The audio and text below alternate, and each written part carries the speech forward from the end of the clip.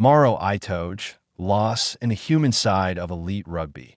How the game supports its players. The world of rugby, known for its physical intensity, tactical brilliance, and moments of pure sporting drama, is often seen through the prism of performance.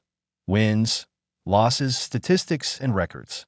Yet, beyond the stadiums and roar of fans, lies a deeply human story. One that reminds us that even the most elite athletes are not immune to life's profound tragedies. In December 2025, England and British and Irish Lions captain Maro Itoje suffered the devastating loss of his mother, Florence Itoje. For a man at the very pinnacle of his sport, the impact of such a loss is immeasurable. Rugby, for all its toughness and grit, cannot shield anyone from the pain of losing a loved one. The sport's response, however, has demonstrated how far the modern professional game has evolved, embracing not just performance but humanity. The immediate impact on Maro Itoje, 31, is renowned globally for his leadership, athleticism, and unwavering commitment on the pitch. As captain of England, he carries enormous responsibility, often setting the tone for his team both on and off the field. Yet, the tragic passing of his mother inevitably meant a temporary withdrawal from his professional environment, as he took time to grieve and be with his family. Itoje will return to the England squad for their Six Nations opener against Wales in Paris, but he is set to make his entrance from the bench. England head coach Steve Borthwick made the conscious decision to ease the pressure on his captain, recognizing the importance of supporting Itoje emotionally while allowing him to step back into competitive action on his own terms. This careful management has been widely praised within the rugby community. Former England scrum half Matt Dawson, a 2003 World Cup winner, highlighted how the sport has progressed in understanding the importance of supporting players as human beings first, athletes second. Matt Dawson. The game has evolved. Dawson reflected on how the rugby landscape has changed dramatically over the past 2 decades.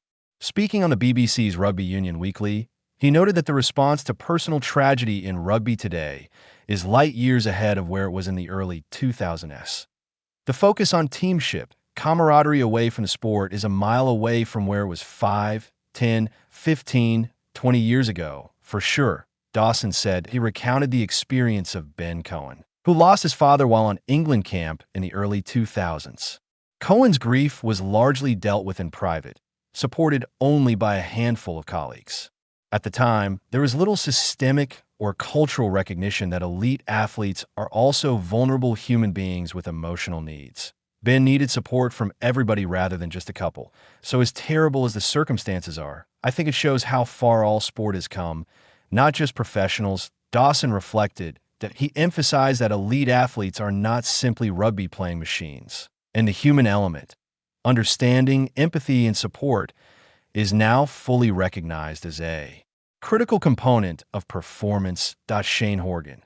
Humanizing elite players. Former Ireland wing Shane Horgan echoed Dawson's sentiment, highlighting the importance of mental and emotional well-being in achieving peak performance. I think it is a product of slightly later stage professionalism and understanding the humanity, Horgan explained. We're dealing with human beings, not just rugby-playing machines.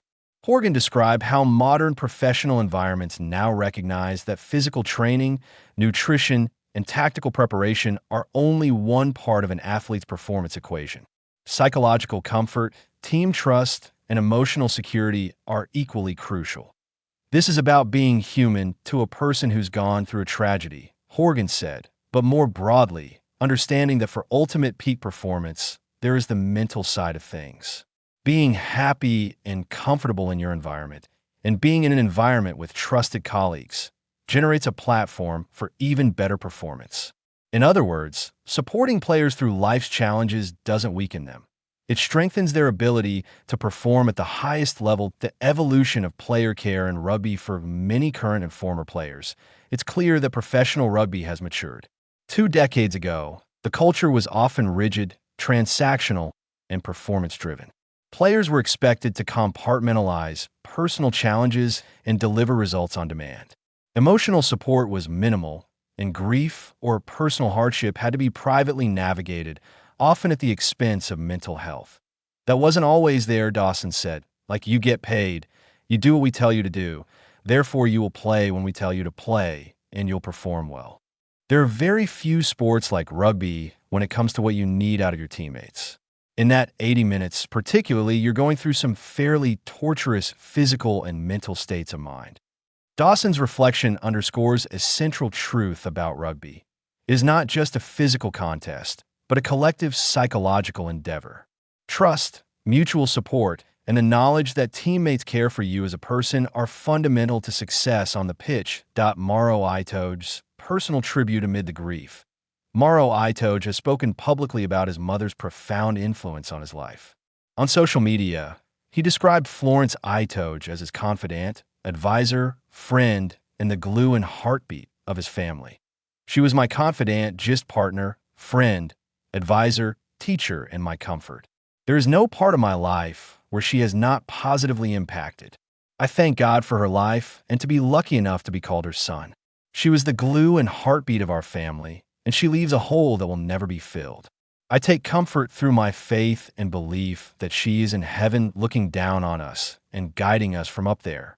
Itoje's words demonstrate both vulnerability and resilience, an important reminder that even the most elite athletes are shaped by the people around them and the experiences that define their lives beyond sport. Steve Borthwick's leadership and compassion Borthwick's handling of the situation has also been widely praised. By allowing Itoje to miss the start of England camp, granting him time for mourning, and easing him back in from the bench, the England coach balance team needs with human compassion that in a professional environment that can often prioritize performance over well-being. This approach reflects a growing awareness that the two are not mutually exclusive. Supporting an athlete through personal tragedy can, paradoxically, lead to stronger, more resilient performances once they return to competition. Dawson described it as emblematic of modern rugby's evolution. We're dealing with human beings, not just athletes. The support structures around them and the recognition that life, events matter, are now ingrained in the culture. The broader implications for rugby culture, the Itoje case, serves as a broader lesson for rugby and professional sport in general. Elite athletes, often idolized and held to near superhuman standards, are human first. Recognizing this reality benefits both individuals and teams. Horgan noted that providing this kind of supportive environment is not just compassionate, it is pragmatic. For ultimate peak performance, there is the mental side of things, he said. Being comfortable, supported, and in an environment with trusted colleagues generates a platform for even better performance. In other words, taking care of a player as a person directly enhances their ability to contribute on the field. The importance of team culture. Both Dawson and Horgan highlighted the role of team culture in navigating life challenges. In rugby, where matches demand intense physical exertion and mental focus, the strength of team relationships can make the difference between winning and losing.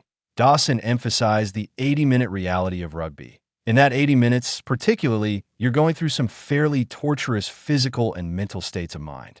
Knowing that your teammates have your back and that the environment respects and supports your humanity is priceless. Looking ahead, Itoje returned for Maro Itoje. Returning to competitive action against Wales in the Six Nations opener is both a personal milestone and a symbol of resilience. While he will not start the match, his presence on the bench signals that he is ready to re-engage with the sport while still managing the personal impact of loss. A reminder of rugby's humanity, the support extended to Itoje has prompted reflection across the rugby community. Both Dawson and Horgan agree that modern rugby is as much about human connection as it is about athletic prowess. Empathy and emotional support are now integral to professional environments. Personal tragedies are acknowledged and addressed collectively, not privately. Mental well-being is recognized as essential to peak performance.